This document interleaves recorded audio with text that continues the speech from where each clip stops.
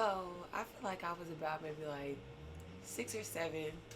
My mom was 20, 19 years old when she had me, so she was listening to Vibrant Thing, all like the throwback artists. So it's kind of like where I fell in love with hip hop and just vibed out with it.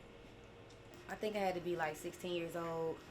When I was adopted, the family that I had was very church oriented, so we was there a lot. I was on the choir, everything I could do in church. But one day I was outside sitting on the back porch and I was singing some gospel music, and I was like, let me see if I can, rap something. But first I wrote a singing song, and that was the first time I wrote a song, and then I wrote a rap. So I was like, okay. So later on down the line, me and my sisters, we would get the little recording tape that you take the tape out, flip it over, and you record yourself.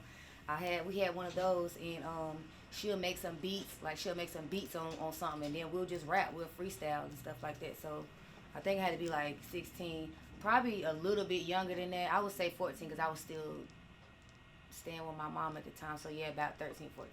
So I was about 11 years old when I wrote my first song.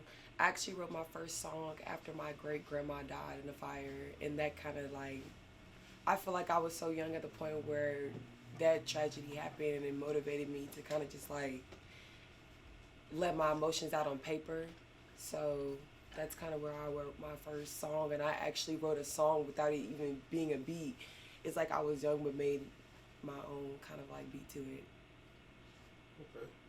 So but around the same age, 13. cause I wrote a song me singing, and then I wrote a song with me rapping. So I wrote both of them the same day.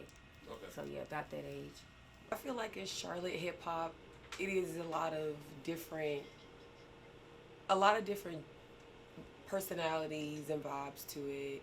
But I feel like sometimes it may seem like a competition with different artists and kind of just like of who's that it, when it could be better when it comes to more collaboration, people more coming together instead of using it as, oh, I'm better than this person, I want to be number one, when really it could be more of a unity type thing. I don't feel like nothing is going on with music in Charlotte. I don't feel like none of the artists that are great and that do, do a lot, they don't get enough exposures. I feel like the radio stations don't play our music enough. They don't promote us enough. And as a city, I don't think we support each other as a whole either. So I think we need to do more of that. Like people that have pull, push these artists out more. I feel like as a female artist in Charlotte, it can be challenging, because, you have to kind of like, it's levels to it. It's like the person who's out there is out there. And when you're an upcoming artist in Charlotte, it can definitely be difficult, try to get who you are as an artist and who you kind of want to portray, how your style is. So when you're kind of like I said, it can sometimes feel like a competition when it can be more of a collaboratory thing where we can goddamn work together and we can level up. So I feel like it's definitely challenging, but I feel like sticking my foot out in other places. It is what it is. It's what I make it really. You know what I'm saying? I feel like I don't have no competition. I can go up against a boy. I can go up against a girl. I'm versatile. I can rap, sing, dance, all of that. So I feel like shit, it ain't nothing but put that work in. That's it. It depends on the crowd. I feel like when it's a bigger crowd and it's newer faces, it's kind of like, oh shit, these are new people. So let me vibe out with them and let me portray my personality and make them feel comfortable in the event. Because when you're hosting every week and you see the same people, it's kind of like, okay, we're family. I can feel, you feel comfortable around your family. But when you see new people, it's like, okay, let me be lit. Let me get my cup. Let me get a drink, and let me be extra lit so they can vibe out with me and we can have a good time.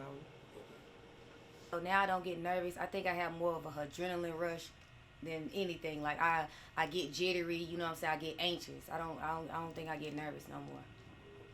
Yeah. Okay. So I'm gonna use an example. So I'm one half of the host at Trinidad.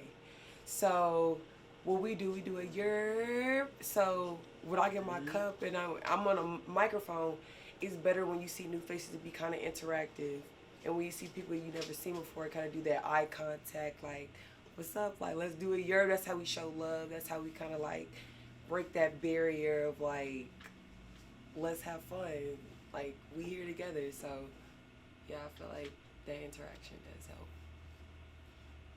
When I was young, I used to jump around, do all of that. But now I make eye contact with the crowd. I make them, you know what I'm saying? I make them listen to me. I walk around through the crowd. I try to get in everybody's face, you know what I'm saying? And so they can see me, you know what I'm saying? Feel what I'm saying and my facial expressions. So when I perform or before I host, I definitely just try to just like be in a level-headed type of space. So it's really sometimes I may even on a way to a performance or a host, and I may just drive in complete silence to the venue. Like I'm terrible with that. Like if I'm alone or even if I'm around somebody has to be like, yo, we gonna turn some music on, because it's like I would ride in complete silence just to get my mental in check before I am have to like give my personality out to a bunch of people rather than myself. So What you say? I definitely take a couple shots before I leave the house. And when I get in the car, I'll blast my music and I'll play it over and over and over till I get there. That's about it. I just get by myself and get in my zone. I feel like what holds me back sometimes is the consistency. Cause like I work a full-time job. Like it's hard, especially when you work like corporate office, and then you working 40 hours a week, and then when you get off at a certain time, you gotta hurry up, get dressed, then you gotta get into the shower. But you done spent most of your time working in that environment and then having to quickly, immediately snap back. So I feel like sometimes I do get a little bit